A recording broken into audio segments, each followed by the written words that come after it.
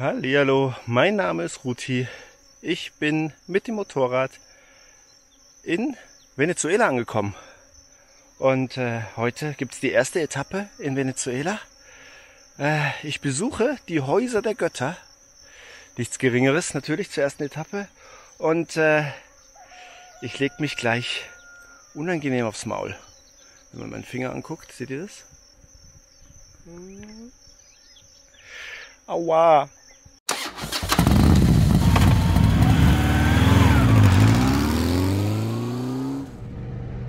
In der letzten Folge bin ich von Brasilien nach Venezuela eingereist und bin jetzt ganz im Süden von Venezuela. Gran Sabana heißt die Gegend. Dort gibt es die größten Tafelberge der Welt. Und da die ja so wie so ein Kasten sind, also der Aufstieg ziemlich steil ist, sind sie schwer zu erreichen und diese Welt oben auf den Tafelbergen ist quasi isoliert. Und deswegen gibt es da viele Pflanzen- und Tierarten, die es nur dort gibt. Es gibt natürlich auch viele Legenden, die sich darum ranken. Zum Beispiel das Buch The Lost World, also die Vorlage von Jurassic Park 2, ist inspiriert von dieser Gegend, dass da eben Tierarten überlebt haben, die auf der Erde sonst ausgestorben sind. Den größten Berg davon, Roraima heißt der, den kann man besuchen. Also man kann eine Tour da hoch machen, der liegt in einem Nationalpark, man kann es nur mit Guide besuchen. Es soll halt super geil sein.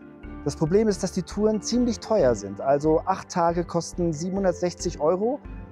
Man kann dann noch rumhandeln und so weiter. Ich hatte es dann auf 400 € runtergehandelt. Man kann es noch ein bisschen günstiger machen und so weiter. Kann dann sagen, okay, ich mache nur 6 Tage. Es war aber so, dass ich halt, ihr wisst ja, meine finanzielle Situation ist nicht immer so rosig und ich hatte dann entschieden, ja, ich kann jetzt nicht einfach für 8 Tage so viel Geld ausgeben und habe dann entschieden, das nicht zu machen. Allerdings wollte ich die Tafelberge schon sehen und man kann sie auch vom Weiten sehen, aber ich habe gedacht, ich fahre so nah ran, wie man kann, und dieser Nationalpark, der beginnt quasi in einem indigenen Dorf. Und da habe ich gedacht, okay, ich fahre bis zu diesem Dorf, dass ich wenigstens einen guten Blick auf die Tepuis, wie sie auch genannt werden, was Häuser der Götter heißt, werfen kann.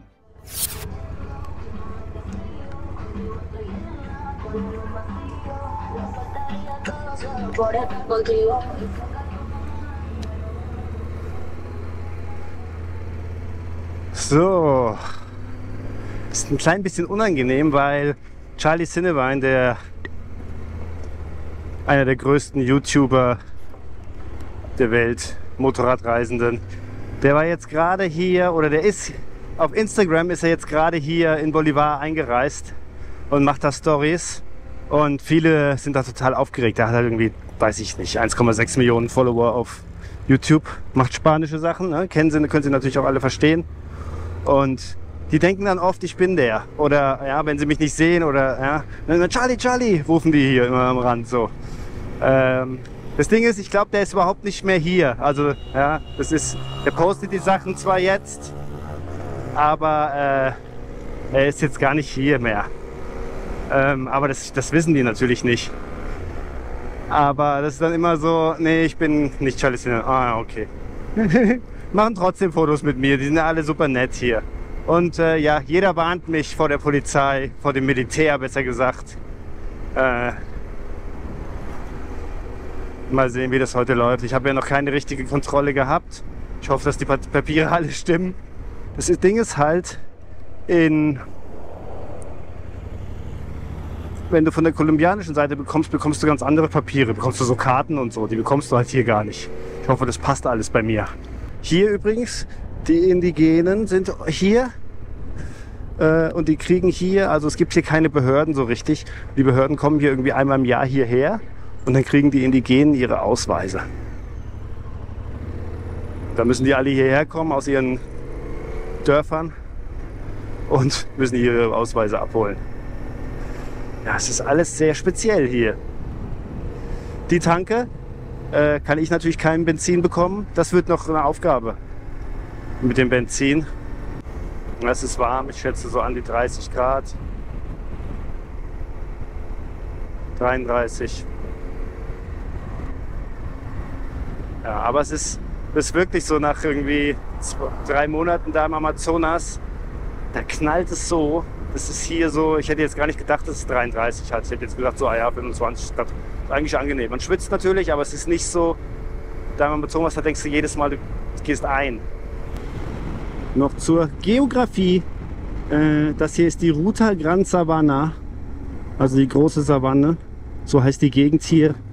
Da sind eben ganz viele so indigene Dörfer und Wasserfälle, Oasen, Berge und sowas. Hier der Papst. Hier, Comunidad Indigena Vara. Das sind dann immer, Comunidad nennt man dann diese Dörfer, Kommunen, ja, diese Dörfer der Indios. So, direkt am Ausgang war eine, steht da, Santa Elena, ja, eine Polizeikontrolle, Militärkontrolle. Und der Typ war super nett, also ich konnte, da war so ein LKW, der hat da gewartet, konnte ich den überholen. Hat mich vorbeigewunken, hatte gesagt, ja, Passport, und dann wollte er mich weiterschicken. Dann saß da natürlich auf der anderen Seite noch so ein Typ, weiß nicht, ob der dann sein Boss war oder so, der hat gesagt, so hier, Moto noch. Und musste ich jetzt erstmal sortieren bei diesen ganzen Papieren, was ihr wollt. Jetzt weiß ich auch, welches die Moto-Lizenz ist. Da ist so ein, auf dem Papier wie so ein, wie sagt man das, so rausgestanzt. Ja? Das wollten sie sehen. Ein Foto davon gemacht, weitergefahren. Also alles easy, super nett. Kein Grund, Panik zu bekommen, bisher. Bin ich schon mal sehr froh. Das ist immer so, wenn man das erste Mal dann irgendwo ist und dann so, ja, passt das mit den Papieren oder nicht? Man ist sich ja nicht hundertprozentig sicher. Was ich noch sagen wollte, hier sind halt irgendwie alle, weiß ich nicht, paar Kilometer irgendwas, irgendeine Attraktion am Rand. Und das Ding ist, dass die nicht ausgeschildert sind oft. Ich habe so eine Karte bekommen von dieser Adriana aus dem Tourismus-Ding. Die ist ja super, super, super nett. Und ja, ihr seht schon, es ist alles ziemlich geil. Das ist halt so Hobbit-Landschaft, aber es stehen halt Palmen und es ist so Strand, Sandbänke am Fluss und so. Das ist schon eine sehr besondere Landschaft. Das ist so irgendwas zwischen Dschungel und Highlands. Also wirklich bizarr, als hätte man sich's ausgedacht. Herzlich willkommen in der Gran Sabana.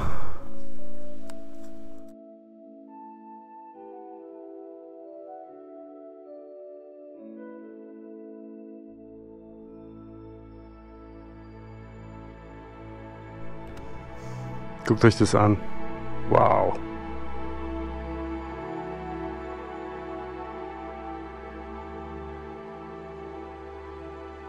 Hier habe ich mir jetzt irgendwie einen Berg eingetragen. Jetzt schaue ich mal. Ah, da sitzt jemand. Man muss doch wahrscheinlich was bezahlen. Guck ich mal. Es gibt immer einen indianischen Namen und einen spanischen Namen. Deswegen ist es auch verwirrend. Und man bei Google sind irgendwie immer nur hauptsächlich die spanischen. Naja, es ist gemischt. Da sitzt einer. Den wir mal gucken.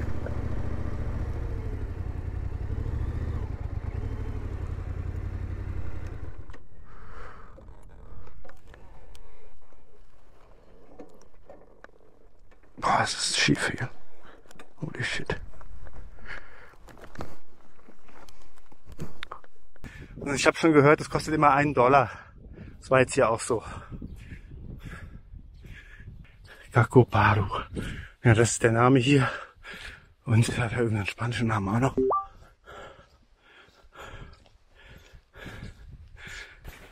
Ich weiß überhaupt nicht, wo das hinführt. Man hört Wasser.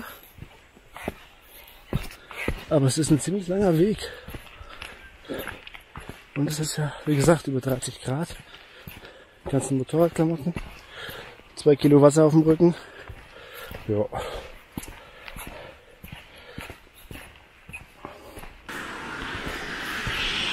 Oh ja. Klasse Farbe.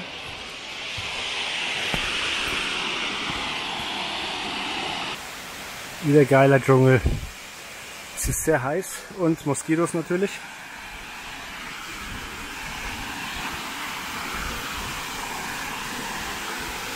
Lustige Früchte.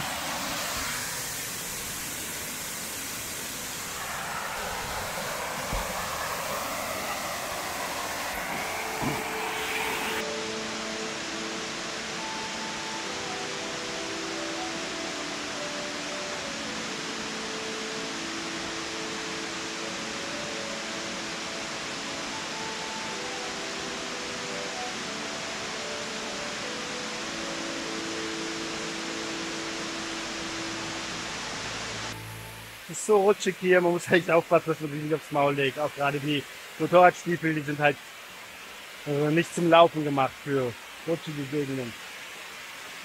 Aber schön, jetzt mal kurz das Gesicht erfrischen und dann geht's weiter.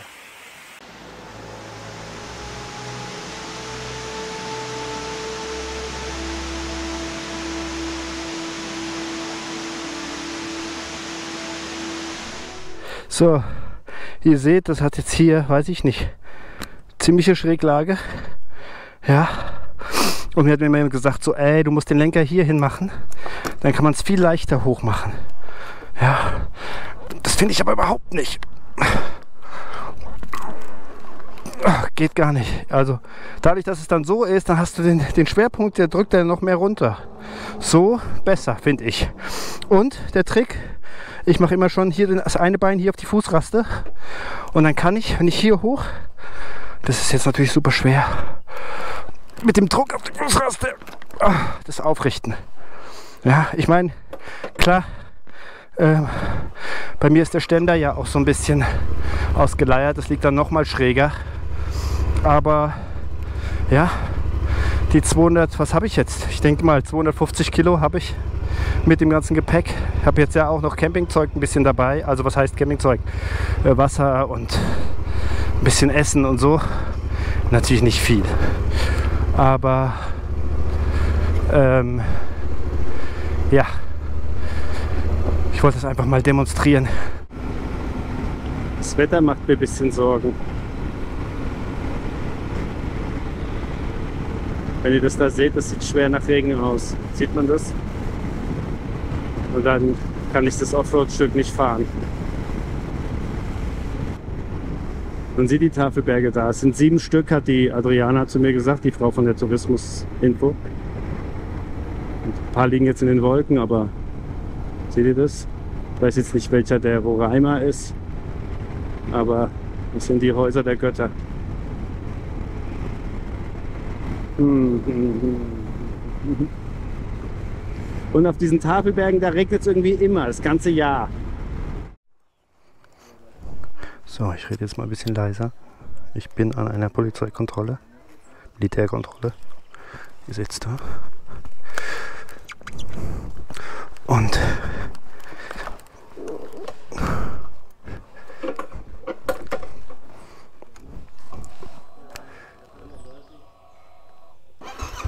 ciao.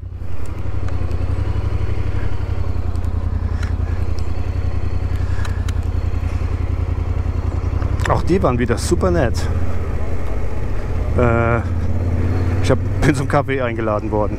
Der hat gesagt, so ja, du musst kurz absteigen. Die müssen es wie in einem Hotel in so einem Buch ausfüllen. Name, Land, Farbe des Motorrads und so weiter. Ja. Und er hat gesagt, steigst du kurz ab.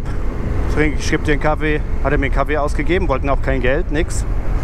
Haben dann gefragt, halt kleiner Smalltalk. Und haben dann auch mein Visum fürs Motorrad abgestempelt, warum auch immer. Und weiter geht's. Ja, waren super nett. So, Comunidad Indigena Paraitepuy de Roraima. Paraitepuy de Roraima ist dieses indigene Dorf. Roraima ist dieser Tafelberg. Da fahre ich jetzt mal hin. Ich bin gespannt, wie mies die Straße ist. Umdrehen kann ich immer. Rocky auf jeden Fall.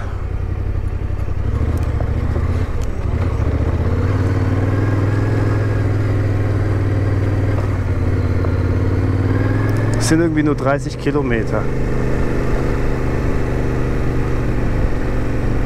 Ich nehme auf jeden Fall mal das Telefon raus. Dass nicht so rumschaukelt.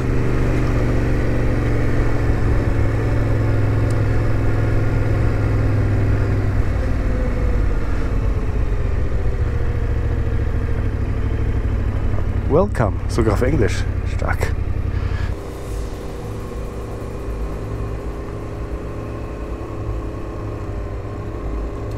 Ah, da sieht man, es soll nämlich auch bergauf gehen. Da schlängelt sich die Straße den Berg hoch.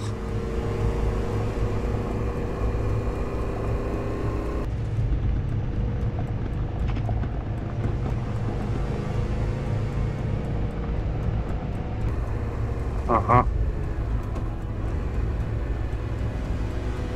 Das ist schon der erste Hindernis.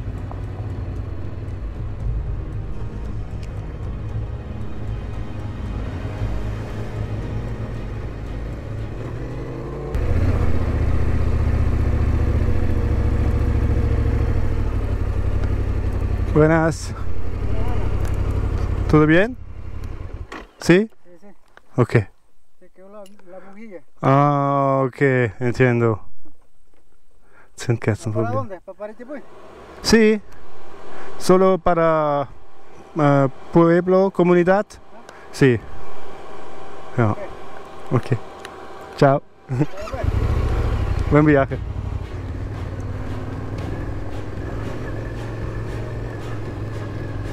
Oh, ist nicht so einfach. Lang nicht mehr so eine Strecke gefahren. Ein bisschen die Hosen voll.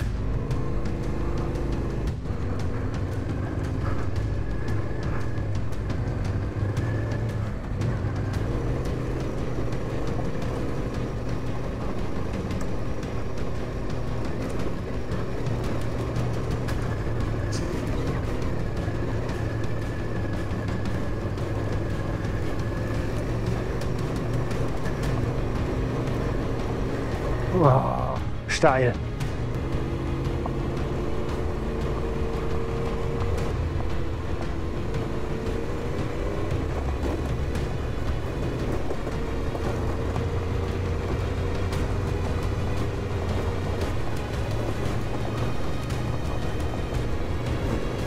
Ah, Regen.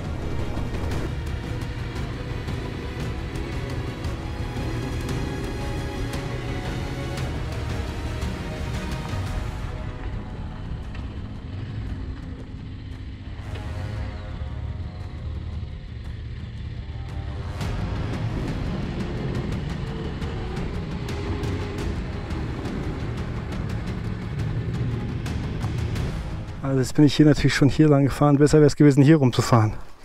Hier ist eine ziemlich tiefe Furche. Aber vielleicht kann ich hier so rumfahren. Oder ich fahre hier einfach drüber. Besser wäre es zurückzuschieben, aber es ist ein bisschen abschüssig, wie ihr seht. Schaffe ich wahrscheinlich nicht. Wenn ich dann hier rumfahren könnte, kann ich versuchen. Das kann ich vergessen. Das sehe ich jetzt schon. Von hier sieht es so krass aus. Wenn er näher kommt, ist es nicht so krass, oder? Es ist doch ziemlich hoch da. Knie. Okay.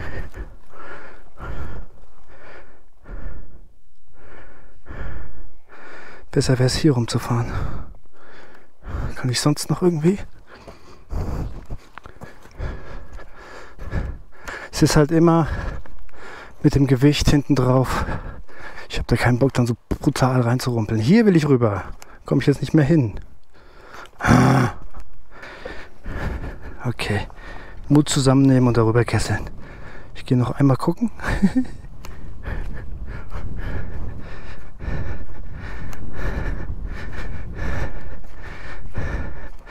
Ja, ich war hier so.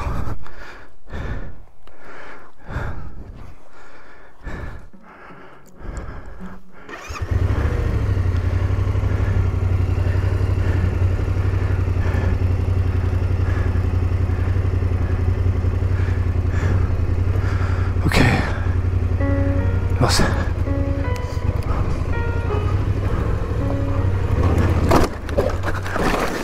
Oh.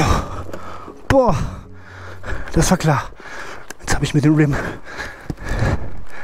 Ne, der Rim ist okay. Aua.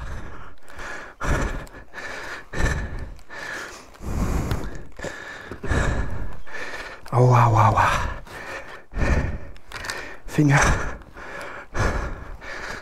Ausnahmsweise mal nicht eine Fußangel. Ja, es war doch. Ich hab's gewusst. Oh, mein Finger.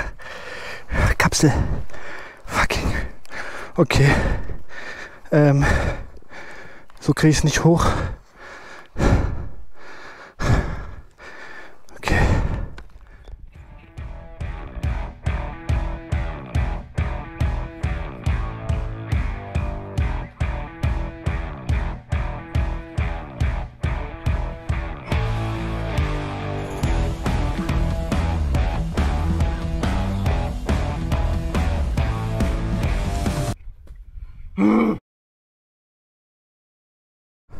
So, das wäre geschafft. Oh, mein Finger, seht ihr das, wie geschwollen der ist?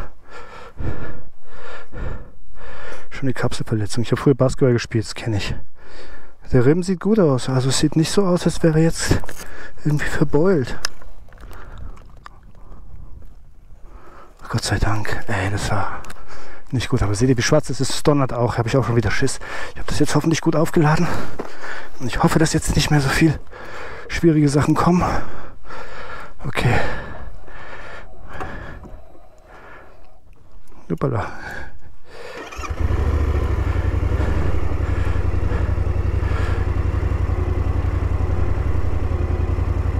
Okay. Schauen wir mal, wie es anfühlt. Ich habe geguckt, sieht alles okay aus. Ja, es war nur dieser Schlag auf den Rimm, der mich zu Fall gebracht hat. Oh. Okay. Vorausschauend fahren.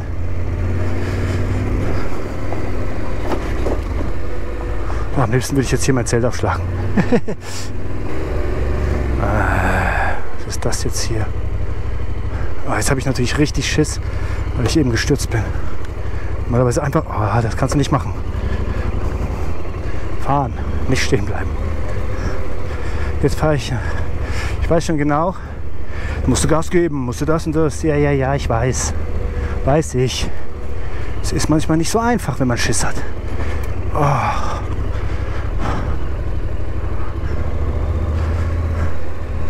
Ich bin jetzt auch nicht mehr auf der Straße. Oh Mann. Ach du Scheißen.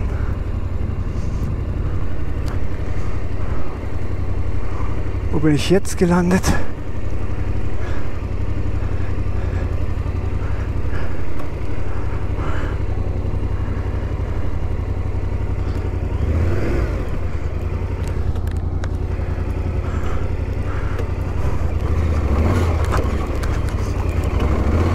Oh, wie der erste Mensch.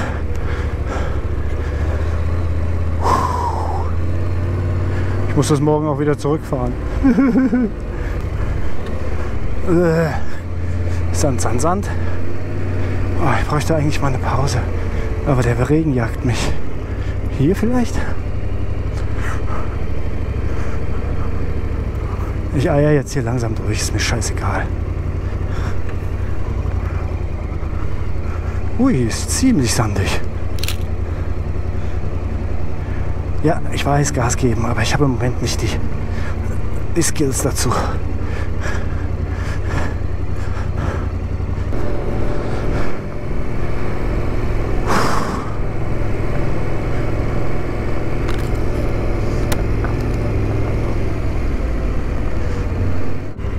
Das ist jetzt richtig tiefer Sand.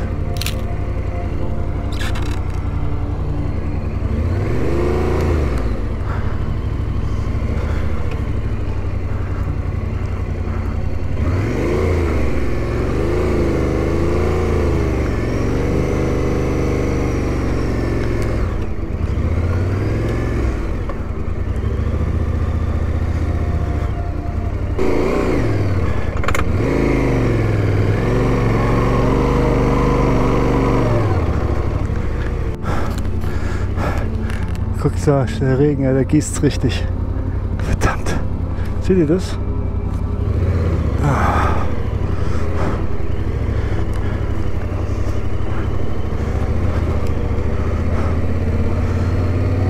Ah.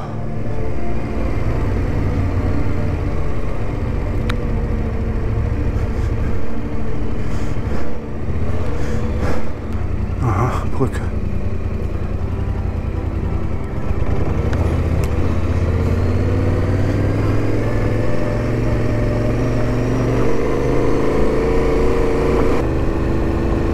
mega steil aus.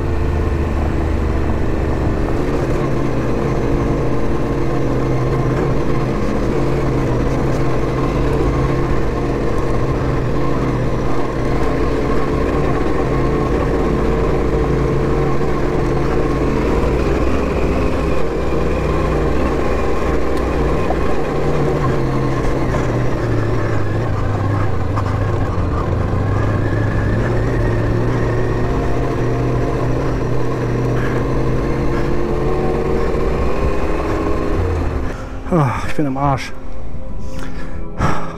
Adrenalin spritzt bei mir oben aus dem Kopf raus. Oh, kennt ihr das?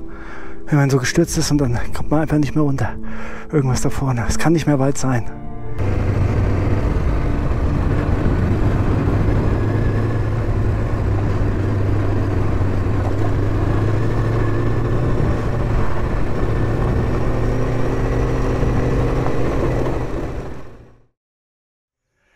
So, kleine Ruti ist angekommen.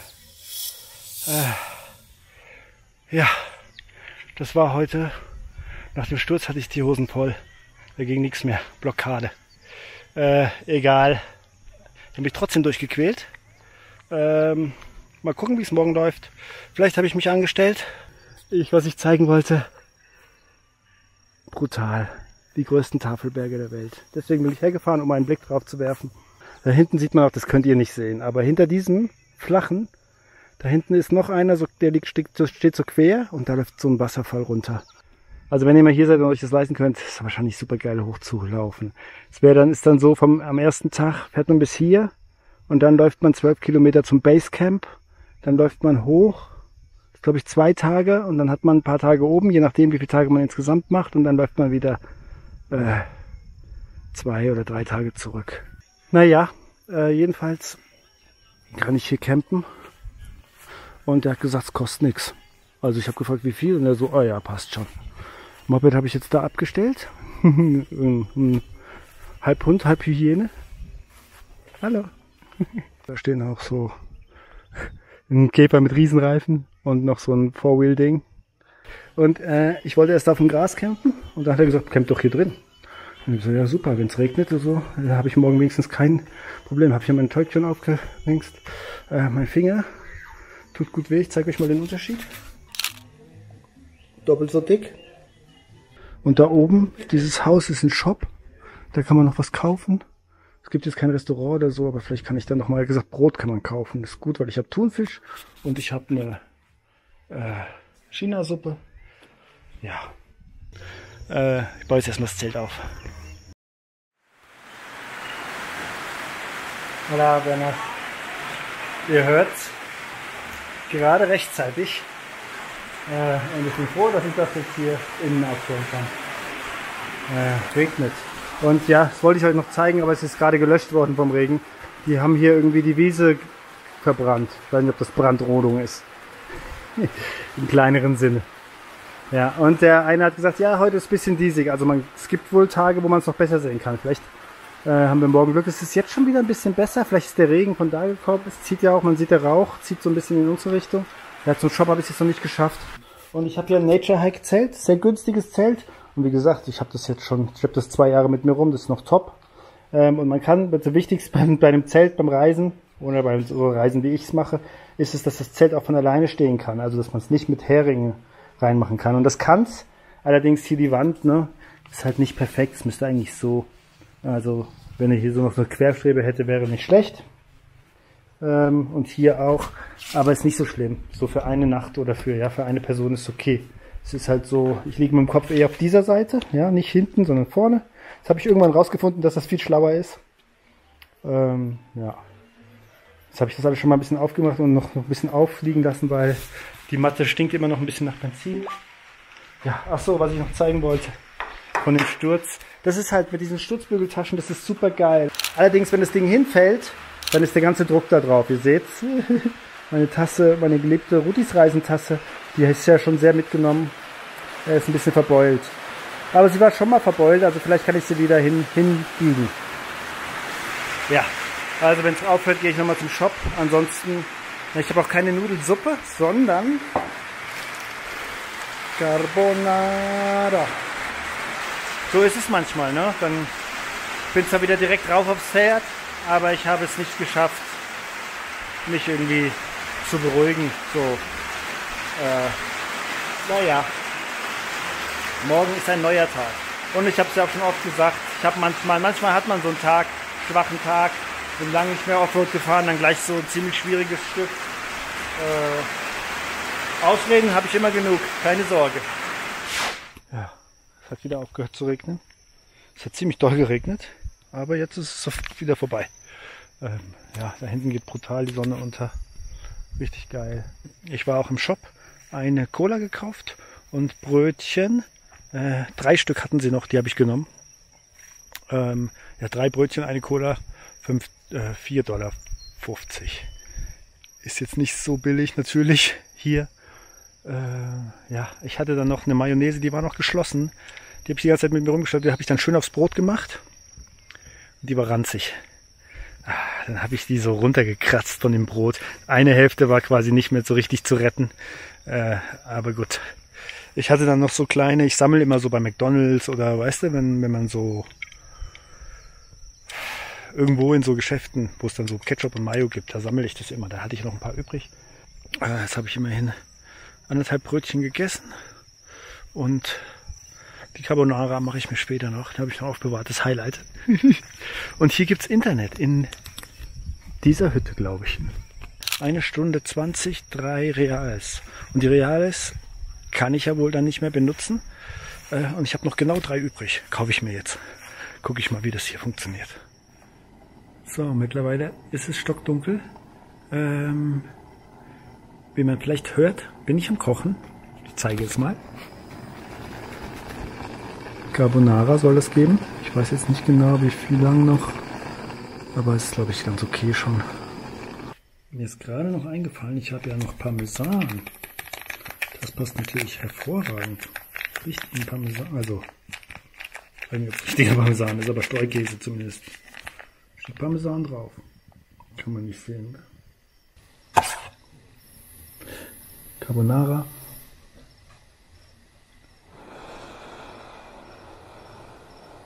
Immerhin ist heiß.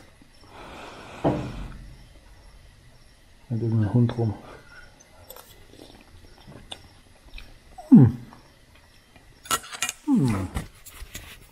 Das ist erstaunlich gut. Ja, damit sage ich gute Nacht.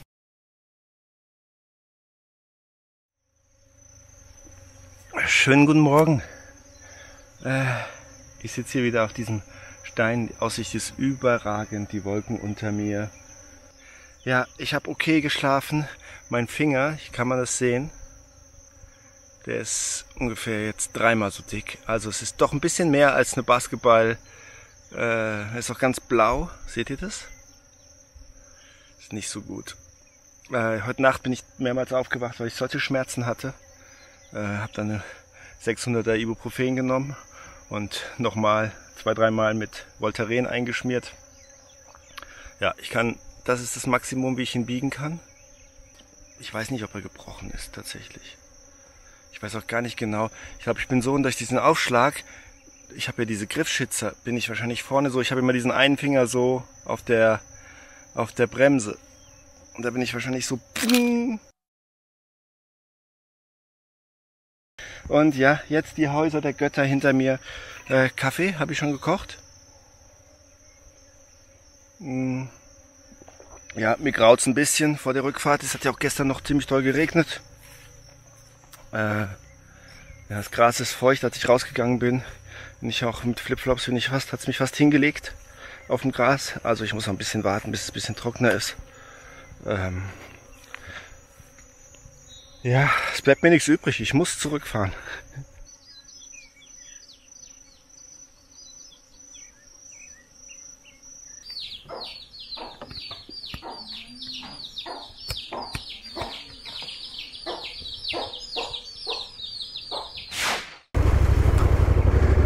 Hosen sind natürlich gestrichen voll. Perfekte Ausgangslage. Aber Ich bin 5 bis 7 Kilo leichter hinten zumindest. Also ich habe das ja jetzt Benzin, die 5 Liter reingefüllt. Das sind fast 5 Kilo. Und Flasche Cola weniger dabei, 2 Thunfischdosen und so weiter und so weiter. Deswegen ein bisschen leichter bin ich schon. Ich hoffe, dass das hilft. Oh.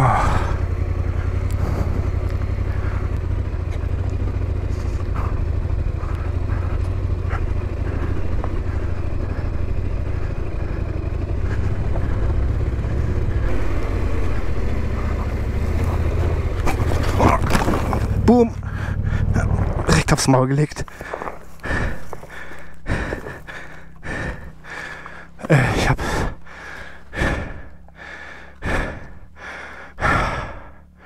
das kann heiter werden. Diesmal nicht wehgetan. Nur ein bisschen. Ja, es ist die harte Schule diesmal. Das ist es, wenn man mit Angst fährt, haust du dich die ganze Zeit hin. Wenn du mit Selbstvertrauen fährst, passiert nichts. Jetzt muss ich die Kiste wieder aufheben. Liegt natürlich top jetzt. Einmal schauen.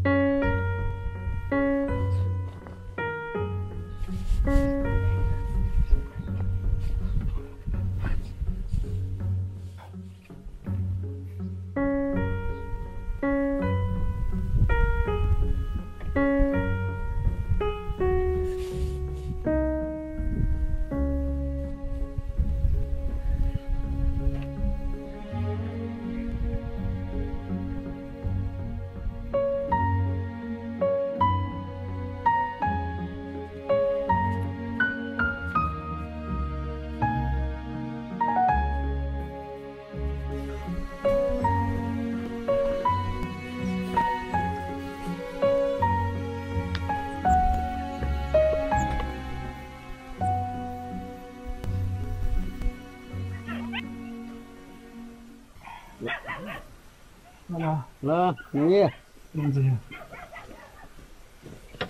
¿Qué pasó? Sí. ¿Se cayó? Ya. Ay, está bien. Posible, ayúdame para... Sí, ya. ¿Por aquí, no? Sí. Un poco más.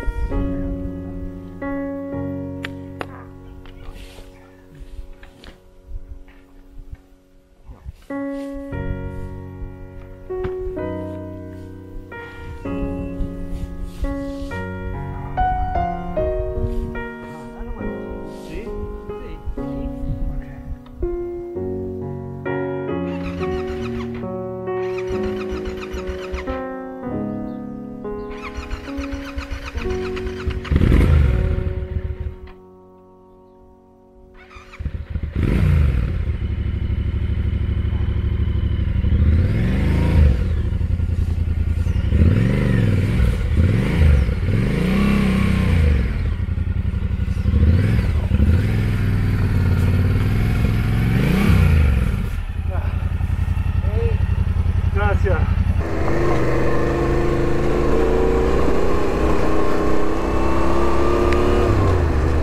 Oh, Leute. Nur so lernt man es anscheinend. Ha?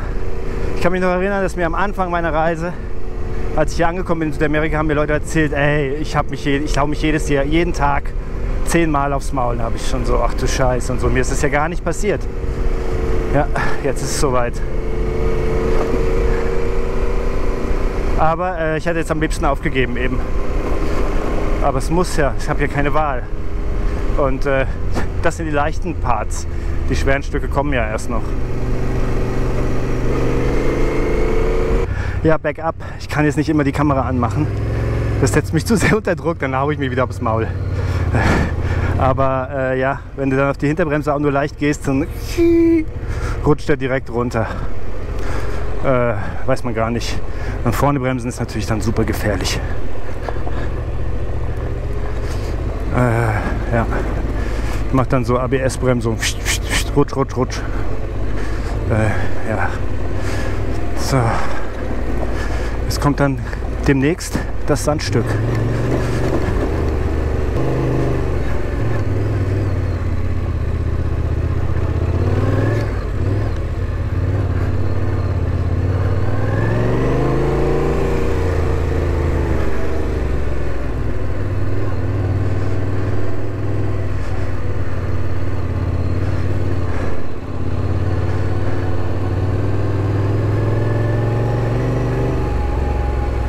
So.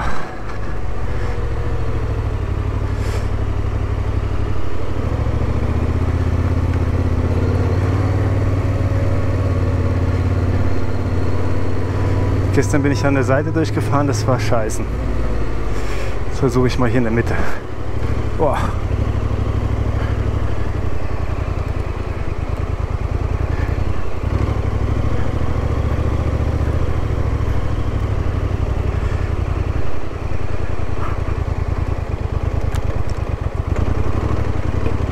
Hier vielleicht.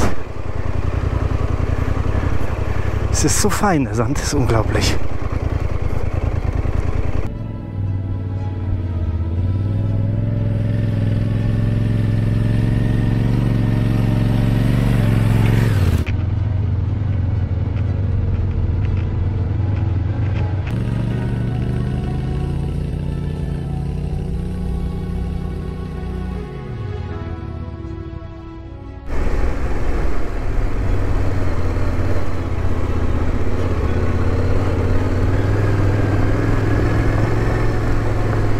So, hier ist jetzt der Ort des Unfalls.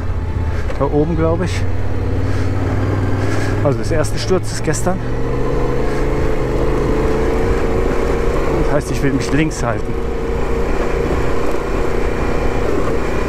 Man sieht es halt auch schlecht. Aha.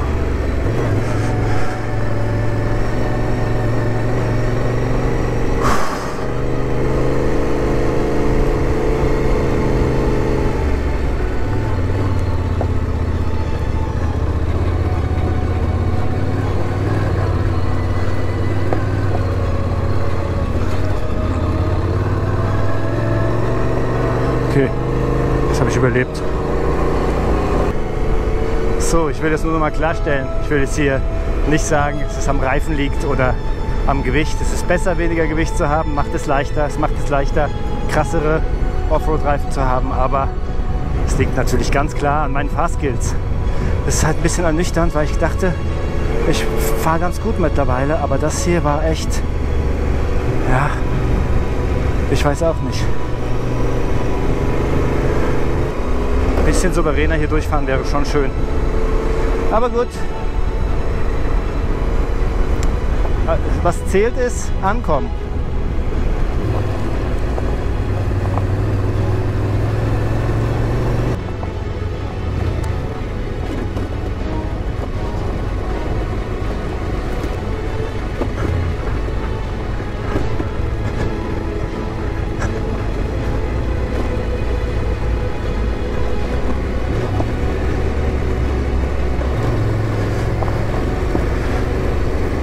Da sieht man mal, jetzt habe ich hier mega Schiss. Aber gestern, ich kann mich gar nicht erinnern, am Anfang, dass es so hart war. Das ist echt die Angst. Das macht ganz viel Unterschied. Wenn man denkt, so, ist kein Problem. Ja. Aber wenn man dann mal stehen bleibt und sieht, ach scheiße, das ist 50 cm tiefes Loch. Und wenn man halt so langsam, dann sinkst du halt auch ein. Wenn du so drüber kesselst, besser.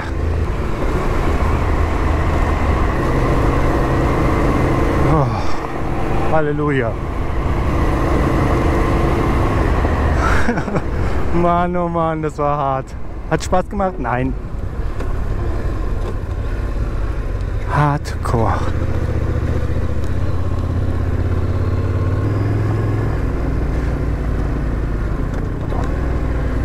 Oh. So, auch wenn es hier kein Benzin gibt, habe ich jetzt mal 6,2 auf den ersten, was weiß ich, wie viel Kilometern gebraucht. Oh, Halleluja. Haus der Götter hat mich gefordert. So. Jetzt müsste dann dieses San Francisco kommen.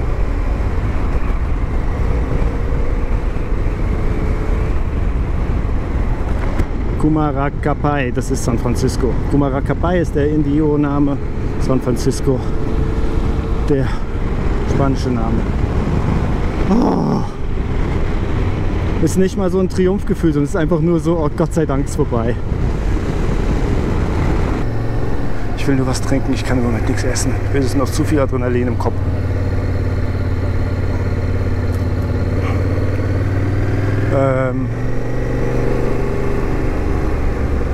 Ja, da trinke ich jetzt was.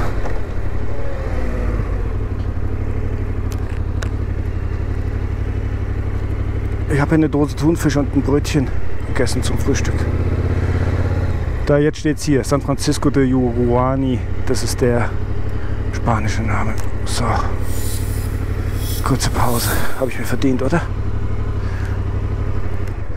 Die einen sagen so, die anderen so. Meine Herren. Am liebsten Flasche Schnaps wäre am besten. Oh Leute.